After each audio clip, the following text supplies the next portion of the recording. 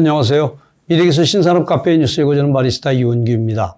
오늘은 주간 브리핑 267호에 게재된 EV의 폭주, 배터리 쟁탈전, 경쟁축이 자원과 재료의 확보로라는 내용으로 니케이 오토모티브 12호로 36에서 53페이지에 게재된 특집 기사를 요약 번역하여 소개합니다. 디젤 부정 사건으로 실추된 환경의 유럽의 반격은 강력했습니다. 하이브리드 차를 쫓아내고 전기 자동차로 돌진합니다. 핵심 배터리는 벌써부터 쟁탈전 양상으로 유럽은 EV와 배터리 개발이라는 새로운 경쟁축을 연달아 내세우며 EV 패권을 노리고 있습니다. 일본이나 중국에 대한 대항의식이 강하게 배어있는 유럽 EV 개발의 의도를 들여다봅니다. 파트 1은 유럽의 의도로 배터리 쟁탈전이 격렬해지는 가운데 경쟁축은 자원이나 재료의 확보로 바뀌고 있습니다. 이 기회를 틈타 유럽이 내세우는 것은 배터리의 재활용 규제입니다. 우리의 입장에서 자원 쟁탈전을 진행하면서 동시에 동아시아에 편중된 배터리 공급망을 유럽으로 당겨오려는 목적이 있으며 전기자동차의 고전압화도 추진하여 중국이나 일본의 강점을 약화시키고자 하고 있습니다.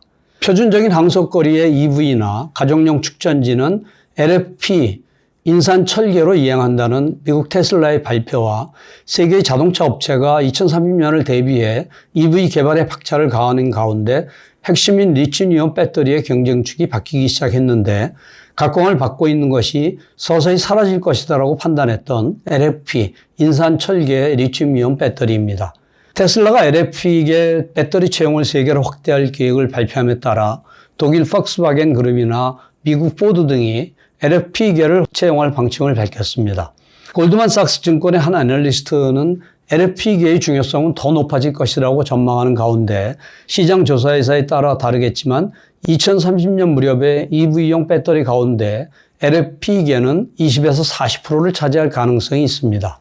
LFP계는 중국의 배터리 업체가 주로 전개하고 있어 저가품이라는 인상이 강한데 한국과 일본의 배터리 업체가 개발하는 NMC, 니켈, 망간, 코발트 계열이나 NCA, 니켈, 코발트, 알루미늄 계열에 비해 비용은 20% 정도 저렴합니다.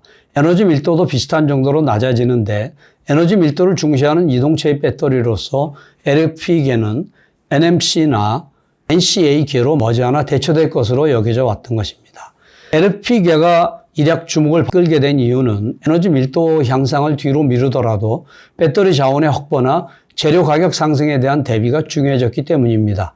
2030년까지 EV의 급격한 확대가 전망되고 있어 배터리 자원의 고갈이 현실성을 띠게 되었는데 LFP계의 재료가 되는 철은 풍부해서 고갈 가능성은 낮으며 앞으로도 가격은 안정적일 것으로 보입니다. 반면 NMC계나 NCA계의 주요 재료인 니켈과 코발트의 자원 쟁탈전은 치열해져 가격 상승이 우려되고 있는데 특히 코발트는 채굴지가 한정적인 데다 아동 노동 문제 등이 거론되고 있습니다.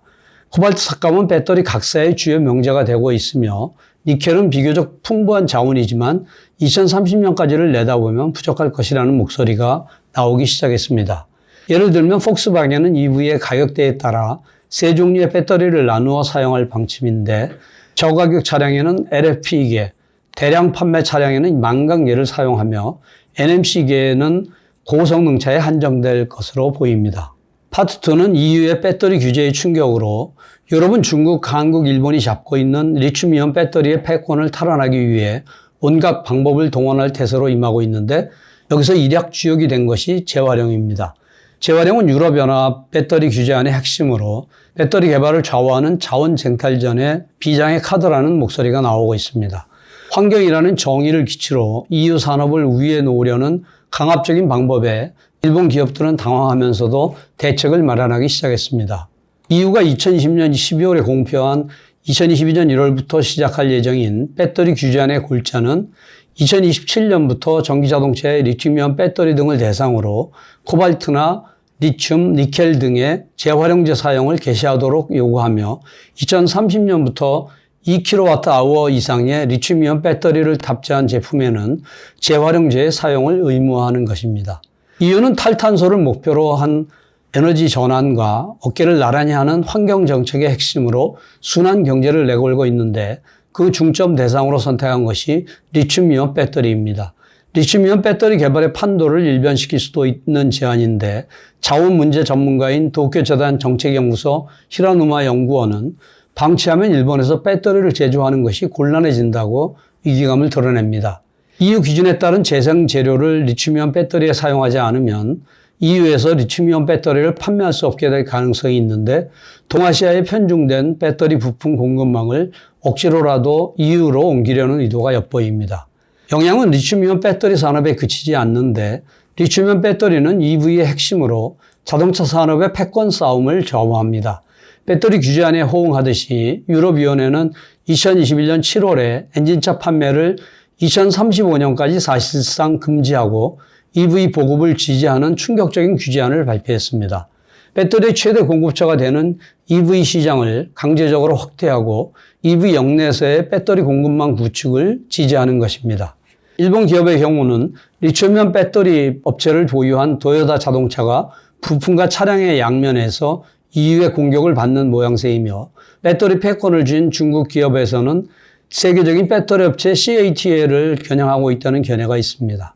BYD처럼 배터리와 EV를 같이 전개하는 기업에게도 어려운 내용입니다. EU는 배터리 규제안의 국제 표준화를 위한 포석도 빠르게 마련하고 있는데 2018년 프랑스 표준화 기관인 아프노르가 국제 표준화 기구 ISO의 순환 경제에 관한 기술위원회 설치를 제안했습니다. 현재는 기술위원회 323에서 표준화 논의를 시작했는데 참가국은 일본을 포함하여 72개국, 옵저버는 12국에 이르지만 의장국은 프랑스가 차지했습니다. EU의 순환 경제 관련 법안을 바탕으로 iOS에서 논의하고 있는 것 가운데 결국 ISO 규격으로 승격되면 세계의 많은 국가나 지역에서 EU 규칙에 따른 배터리 개발이 불가피해집니다. EU가 리튬이온 배터리 산업의 역내 위치에 혈안이 되는 이유는 리튬이온 배터리가 에너지와 자동차라는 2대 산업의 탈탄소화를 추진하면서 한층 더 중개 역할을 하는 핵심 기술이 되기 때문입니다.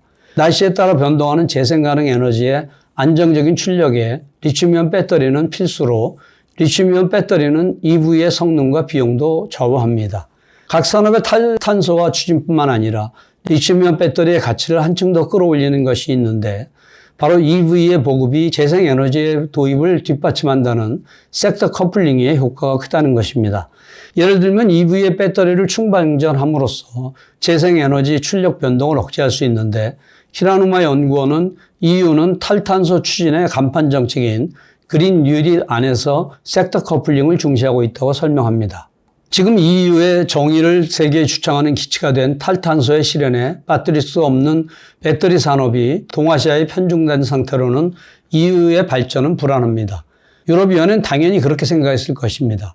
이대로 EU의 재생에너지와 EV를 대량 도입해 탈탄소를 추진하면 동아시아의 배터리 관련 기업만이 돈을 벌 것인데 무조건 EU의 배터리 산업을 만든다는 강한 의지를 구체화하는 수단이 배터리 규제안이며 그중에서도 새로운 축으로 삼은 것이 재활용이라고 합니다. 재활용 규제가 EU의 리튬이온 배터리 산업을 불러들이는 관건이 되는 이유는 배터리 규제의 EU 역내 생산에 활로를 열기 때문이며 배터리의 재활용 공장은 그대로 배터리 재료 공장이 되기 때문입니다. 즉 EU 역내에서 생산한 배터리를 회수해 재활용재로서 다시 배터리에 사용하는 폐쇄 루프 배터리 시장을 만드는 것은 동아시아에 의존하지 않는 배터리 공급망을 EU 역내에 확립하는 것을 의미합니다.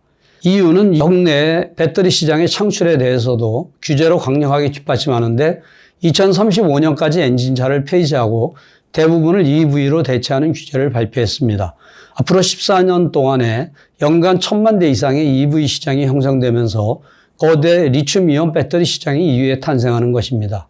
1000기가와트 아워급 규모의 이를 가능성이 있어 자동차와 배터리 각사가 EU 역내에서의 배터리 공장의 신설 계획을 발표하게 됩니다.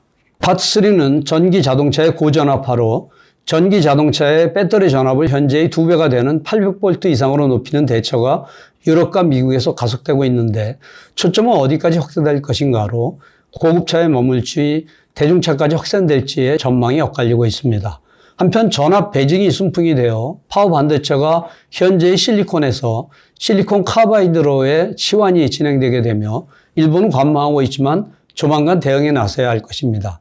독일 포르쉐가 2020년 EV 타이칸을 발매한 것을 시작으로 독일 아우디나 한국의 현대자동차, 미국 GM이 잇따라 800V 대응 EV의 투입을 발표했으며 독일 다임러도 검토하고 있어 고급차의 표준이 될 것으로 보입니다. 일본 기업에서는 독일 고급차와 경합하는 렉서스의 도요타 자동차가 800V와에 대응하지 않을 수 없다는 견해가 강해지고 있습니다. 또한 새로운 고전압화가 진행될 가능성이 있는 가운데 포르쉐는 2021년 9월 900V까지 높인 EV 경기차를 개발한다고 공표했으며 중국에서는 1kV 이상까지 높인 킬로볼트카에 대한 논의도 시작되었습니다. EV에 탑재하는 리튬이온 배터리의 전압은 통상 400V 전후인데 2배 이상으로 높이는 최대 목적은 EV의 과제인 충전 시간을 단축하기 위해서이며 치열한 배터리 용량의 확대 경쟁이 배경에 있습니다. 고급차에서는 100kWh 이상의 배터리를 탑재하는 EV가 등장하기 시작했는데 독일 보쉬의 예측에 따르면 75kW에서 100kWh의 대용량 배터리를 탑재한 EV의 비율이 2025년에 20%에 달하고 2028년에는 32%로 확대된다고 합니다. 대용량화로 항속거리를 늘릴 수 있지만 충전 시간은 길어지는데 사용자의 불만을 해소하기 위해서는 800V화가 필수인 셈입니다.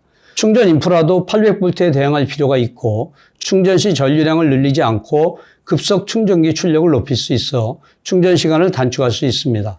포르쉐는 800V로 하여 출력을 350kW로 높인 초급속 충전으로 4분 충전에 100km를 주행할 수 있다고 강조합니다. 유럽에서는 800V 대응 급속 충전기 설치가 진행되고 시작했으며 미국과 중국으로도 확산되고 있습니다. 시장 조사회사 블룸버그 NEF는 유럽과 미국, 중국에서의 급속 충전기 가운데 800V 대응 비율은 2021년에 1%이지만 25년에 28%, 30년에 52%까지 증가할 것으로 예측합니다. 800V와의 이점은 충전 시간의 단축에 그치지 않는데 인버터나 구동모터와 같은 핵심 파워트레인 부품의 소형화와 고출력화에도 공헌합니다. 독일의 대형 공급업체가 800V 대형 파워트레인 부품의 양산 계획을 잇따라 공개하기 시작했습니다.